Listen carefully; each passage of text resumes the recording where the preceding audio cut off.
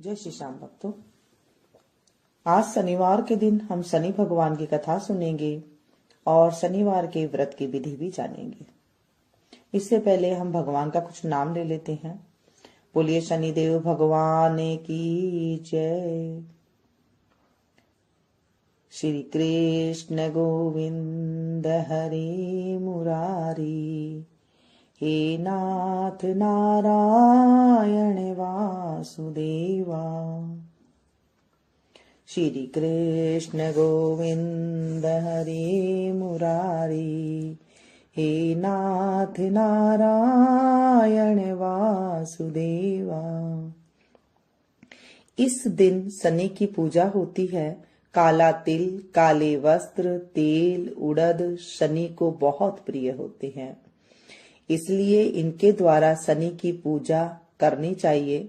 शनि की दशा को दूर करने के लिए यह व्रत भी किया जाता है। शनि का स्तोत्र का पाठ भी विशेष लाभदायक सिद्ध होता है।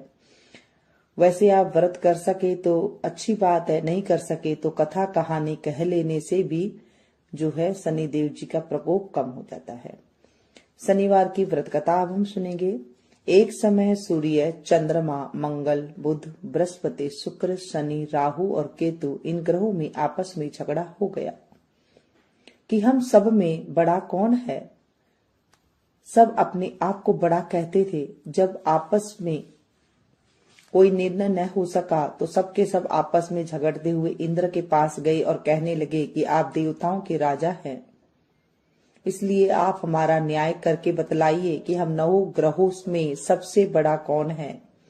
राजा इंद्र उनका प्रश्न सुनकर घबरा गए और कहने लगे, मुझमें यह सामर्थ्य नहीं है कि मैं किसी को बड़ा या छोटा बताऊं। मैं अपने मुख से कुछ नहीं कह सकता हूं। हाँ, एक उपाय हो सकता है। इस समय पृथ्वी पर राजा विक्रमादित्य दूसरों के दुखों का निवारण करने वाले हैं, इसलिए तुम सब मिलकर उन्हीं के पास जाओ, वही तुम्हारे दुखों का निवारण करेंगे। यह सुनकर सभी ग्रह देवता चलकर भूलोक में राजा विक्रमादित्य की सभा में जाकर उपस्थित हुए और अपना प्रश्न राजा के सामने रखा। राजा उनकी बात सुनकर बड़ी चिंता में पड़ गए कि मैं अपने मुख से किसको बड़ा और किसको छोटा बताऊं।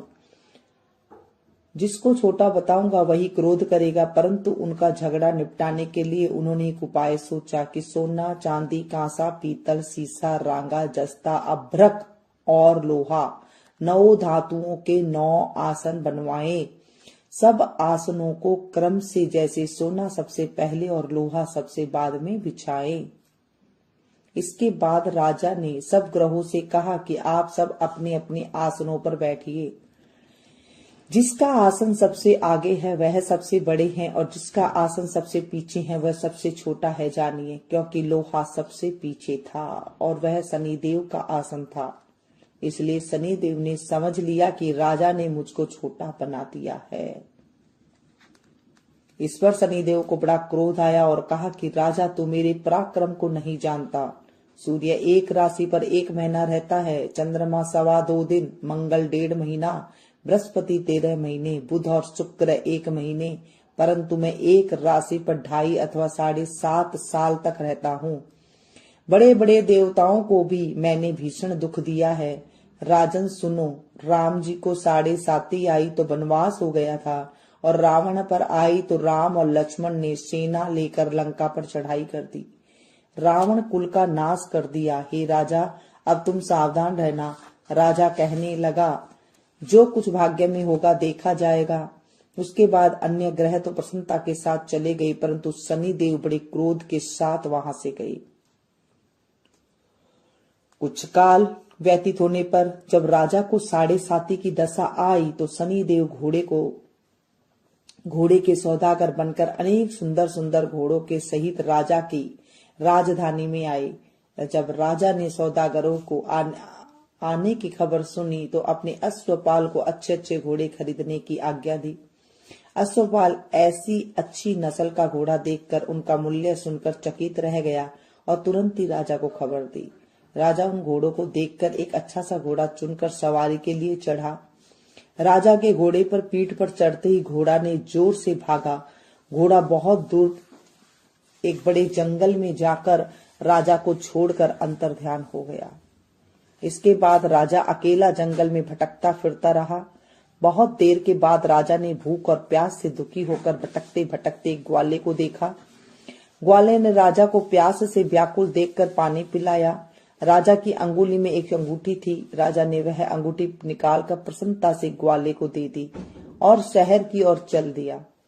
राजा शहर में पहुंचकर एक सेठ की दुकान पर जाकर बैठ गया और अपने आप को उज्जैन का रहने वाला तथा अपने नाम वीका बताया।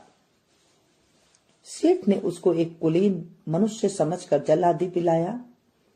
भाग्यवश उस दिन सेठ की दुकान पर बिक्री अधिक हुई। तब सेठ उसको भगवान पुरुष समझकर भोजन कराने के लिए अपने साथ ले गया। भोजन करते समय राजा ने आश्चर्य की बात देखी कि खूंटी पर हार लटक रहा था, वह खूंटी उस हार को निगल रही है। भोजन के बाद कमरे में आने पर जब सेठ को कमरे में हार न मिला तो सबने यह निश्चय किया कि सिवाय बीका के और कोई इस कमरे में नहीं था, अतः अवश्य ही उसी ने हार चोरी किया है। परंतु वीका ने कहा, हार मैंने नहीं लिया है। इस पर 5-7 आदमी इकट्ठे होकर उसको फौजदार के पास ले गए। फौजदार ने उसको राजा के सामने उपस्थित कर दिया और कहा, ये आदमी तो भला प्रतीत होता है, चोर मालूम नहीं होता है, परंतु सेठ का कहना है कि इसके सिवा और कोई घर में नहीं आया ही नहीं, अवश्य ही चोरी इसी ने की है। तब राजा ने आज्ञा दी कि इसके हाथ पैर काट कर चौरंगिया किया जाए। राजा की आज्ञा का तुरंत पालन किया गया और वीका के हाथ पैर काट दिए गए। इस प्रकार कुछ काल व्यतीत होने पर एक तेली उसको अपने घर ले गया और कोल्हू पर बिठा दिया। वीका उस पर बैठा हुआ अपनी जबान से बैल हाँकता रहा। शनि की दशा समाप्त हो गई और एक रात को वर्षा ऋतु के समय वह मल्हार राग गाने लगा। उसका गाना सुनकर उस शहर के राजा की कन्या उस राग पर मोहित हो गई और दासी को खबर लाने को भेजा कि शहर में कौन गा रहा है। दासी सारे शहर में फिरते फिरते क्या देखती है कि तेली के घर चौरंगिया राग गा रहा है। दासी ने महल में आकर राजकुमारी को सब वृतांत सुना दिया। बस उसी क्षण राजकुमारी ने अपने मन में यह प्रण कर लिया कि चाहे कुछ भी हो जाए, मुझे उस चौरंगिया के साथ विवाह करना है। प्रातःकाल होते ही जब दासी ने राजकुमारी को जगाना चाहा तो राजकुमारी अनशन व्रत लेकर पड़ी रही। तब दासी ने रानी के पास जाकर राजकुमारी के न उठने का वृत्तांत कहा।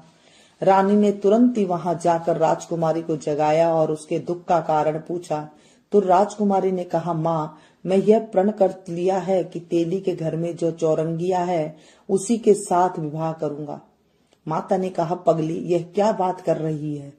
तेरा किसी देश के राजा के साथ विवाह किया जाएगा। राजकुमारी कहने लगी, माँ, मैं अपना प्रण कभी नहीं तोड़ूंगी। माता ने चिंतित होकर यह बात राजा को बताई। तब राजा ने भी आकर समझाया, मैं बड़ी देश देशांतर में अपने दूत भेजकर सुयोग्य रूपवान एवं बड़े से बड़े गुणी राजकुमार के साथ तुम्हारा विवाह करूंगा। ऐसी बात तुमको कभी नहीं सोचनी चाहिए। राजकुमारी बोली, पिताजी, मैं अपने प्राण त्याग दूंगी, परंतु किसी दूसरे से विवाह नहीं करूंगी। इतना सुनकर राजा ने क्रोध से कहा, यदि तेरे भाग्य में ऐसा ही लिखा है तो जैसी तेरी इच्छा वैसा ही कर। राजा ने तेली को बुलाकर कहा, तेरे घर में चौरंगिया है, उसके साथ मैं अपनी कन्या का विवाह करना चाहता हूँ। तेली ने कहा, यह कैसी हो सकता है? कहा आप हमारे राजा और कहा मैं नीच तेली। परंतु राजा ने कहा, भाग्य में लिखे कोई नहीं टाल सकता, अपने घर जाकर विवाह की तैयारी करो। राजा ने उसी क्षण तोरण और बंदरवार लगवाकर अपनी राजकुमारी का विवाह चौरंगिया विक्रमादित्य के साथ कर दिया। रात्रि को जब विक्रमादित्य और राजकुमारी महल में सोए तो आधी रात के समय शनिदेव विक्रमादित्य को सपने में दिया, राजा कहो, मुझको छोटा बतलाकर तुमने कितना दुख उठाया। राजा ने क्षमा मांगी। शनिदेव ने प्रसन्न होकर विक्रमादित्य को हाथ पैर दिए। तब राजा ने कहा, महाराज, मेरी प्रार्थना स्वीकार करे। जैसा दुख आपने मुझे दिया है ऐसा और किसी को न दे। शनिदेव ने कहा, तुम्हारी यह प्रार्थना स्वीकार है। जो मनुष्य मेरी कथा सुनेगा या कहेगा उसको मेरी दशा में कभी किसी प्रकार का दुख नहीं होगा, और जो नित्य ही मेरा ध्यान करेगा या चींटियों को आटा डालेगा उसके सब मनोरथ पूर्ण करूंगा। कथा कहानी कह ले या फिर कुत्ते को चुपड़ करके रोटी, तेल से चुपड़ करके रोटी दे दे। राजा का अगर शनि दशा लगती है तो हाथी का दान करे, उससे छोटे को लगता है तो घोड़े का दान करे, उससे छोटे को लगता है तो काले कुत्ते को तेल से चुपड़ कर रोटी दे दे, और उससे छोटे को लगी तो कथा कहानी कर ले। इससे भी शनि देव जो है उसके ऊपर कभी दुख नहीं देते हैं। इतना कहकर शनिदेव अपने धाम चले गए। राजकुमारी की आंख खुली और उसने राजा के हाथ पांव देखे तो उसे बड़ा आश्चर्य हुआ। उसको देखकर राजा ने अपना समस्त हाल कहा। मैं उज्जैन का राजा विक्रमादित्य हूँ। यह बात सुनकर राजकुमारी अत्यंत प्रसन्न हुई। प्रातःकाल राजकुमारी से उसकी सखिया ने पूछा तो उसने अपने पति का सारा वृत्तांत कह सुनाया। तब सबने प्रसन्नता प्रकट की और कहा कि ईश्वर ने आपकी मनोकामना पूर्ण कर दी। जब उस सेठ ने यह सुना तो विक्रमादित्य के पास आया और राजा विक्रमादित्य के पैरों में गिरकर क्षमा मांगने लगा। आप पर मैंने झूठी चोरी का इल्जाम लगाया है, अतः आप मुझको जो चाहे दंड दे। राजा ने कहा, मुझ पर शनिदेव का कोप था, इसी कारण यह सब दुख मुझको प्राप्त हुआ है। इसमें तुम्हारा कोई दोष नहीं है। तुम अपने घर जाकर अपना कार्य करो। सेठ बोला, मुझे तभी शांति मिलेगी जब आप मेरे घर चलकर प्रीतिपूर्वक भोजन करेंगे। राजा ने कहा, जैसी आपकी मर्जी हो वैसे ही करे। सेठ ने अपने घर जाकर अनेक प्रकार के सुंदर भोजन बनवाए और राजा विक्रमादित्य को प्रतिभोज दिया। जिस समय वह भोजन कर रहे थे, एक अत्यंत आश्चर्य की बात सबको दिखाई दी। जो खूंटी पर पहले हार निकल गई थी, अब वह हार उगल रही है। जब भोजन समाप्त हो गया तो सेठ ने हाथ जोड़कर बहुत सारी मोहरे राजा को भेंट की और कहा, मेरे श्री कंवरी नाम की एक कन्या है, उसका परिग्रहण आप करें। इसके बाद सेठ ने अपनी कन्या का विवाह राजा के साथ कर दिया और बहुत सा धन दहेज देकर आदि दिया। इस प्रकार कुछ दिन वहां निवास करने के बाद विक्रमादित्य ने शहर के राजा से कहा, अब मेरी इच्छा उज्जैन जाने की है। फिर कुछ दिन बाद विदा लेकर राजकुमारी मनभावनी, शेठ की कन्या श्री कंवरी तथा अनेक दास दासियां रथ और पालकियों से इस विक्रमादित्य उज्जैन की तरफ चले। जब शहर के निकट पहुंचे और पूर्ववासियों ने राजा के आने का संवाद सुना तो समस्त उज्जैन की प्रजा अगवानी के लिए आई।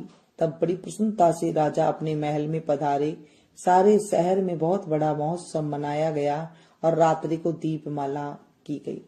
दूसरे दिन राजा ने शहर में यह घोषणा करवाई, शनि देवता सब ग्रहों में सर्वोपरि है। मैंने इनको छोटा बताया था, इसलिए मुझको यह दुख प्राप्त हुआ। इसी कारण सारे शहर में शनि देव की पूजा और कथा होने लगी। राजा और प्रजा अनेक प्रकार के सुख भोगते रहे। जो कोई शनिदेव की इस कथा को पढ़ता है या सुनता है, उसके शनिदेव की कृपा से सब दुख दूर हो जाते हैं। शनिवार की कथा को व्रत के दिन अवश्य पढ़ना चाहिए। बोलिए शनिदेव महाराज की जय। शनिश्चर बाबा सूरज के अवतारी, शनिश्चर बाबा हम हैं तेरे पुजारी। शनिश्चर बाबा हम हैं तेरे प्राणी। शनिश्चर बाबा रखियो लाज हमारी। गंगा लागा जमुना लागा, लागा नदियां सारी। समंदर कैसा लागा, खारा तो कर दिया पानी। शनिश्चर बाबा सूरज के अवतारी। राम लागा लक्ष्मण लागा, लागा सीता नारी। रावण के तो ऐसा लागा, लंका तो फूंक दे सारी। शनिश्चर बाबा सूरज के अवतारी। कौरव लागा पांडव लागा, लागा द्रौपदी नारी। दुर्योधन कैसा लागा, कुनबा तो फूका सारा। शनिश्चर बाबा सूरज के अवतारी। राजन लागा प्रजन लागा, लागा हरिश्चंद्र नारी। हरिश्चंद्र कैसा लागा, नीचे घरो भर पानी। शनिश्चर बाबा सूरज के अवतारी। धरती न लागा अंबर लागा, लागा 9 लख तारे। चांद सूरज कैसा लागा, ग्रहण पड़ा अति भारी। शनिश्चर बाबा सूरज के अवतारी। जय जय रवि नंदन, जय दुख भंजन, जय जय शनि हरे। जय भुजचारी धारणकारी दुष्ट दलन। जय जय रविनंदन जय दुख भंजन जय जय शनि हरे। तुम होय कुपित नित करत दुखित धनिको निर्धन। तुम घर अनुप यम का स्वरूप हो करत बंधन। तब नाम जो दस तो ही करत सो बस सो जो करे रटन। महिमा अपार जग में तुम्हारा जपते देवतन। तब नैन कठिन नित बरे अगिन भैंसा वाहन। प्रभु तेज तुम्हारा अति ही करारा जानत सब जानन। प्रभु सन्निधान से तुम महान से होते हो मगन। प्रभु उदित नारायण शीस नवायन धरे चरण। जय जय रविनंदन जय दुख भंजन जय जय शनि हरे। जय जय शनि हरे। बोले शनिदेव जी महाराज की जय। शनिश्चर देव महाराज की जय। इस तरह से आज हमने शनिदेव महाराज की कथा सुनी, भजन गाया और आरती करी। इस कथा को आप ज्यादा से ज्यादा शेयर करें, क्योंकि जब हम कथा को किसी को सुनाते हैं तो हमारे ऊपर भी जो है कष्ट होते हैं वो दूर हो जाते हैं। हम कथा को सुनते हैं, सुनाते हैं, हुंकारा भरते हैं, तो हमारे जीवन में जब शनि दशा आती है तो शनि का क्रूर प्रभाव हमारे ऊपर नहीं पड़ता है और हम अच्छे से, जो शनि दशा होती है वो अच्छे से निकल जाती है, कोई दिक्कत नहीं आती है। तो इसलिए आप इसे अगर पसंद आई तो इसे ज्यादा से ज्यादा अपनों के साथ शेयर कीजिएगा, ताकि उनको भी लाभ मिल सके और आपको भी जो है कथा सुनाने का पुण्य मिले।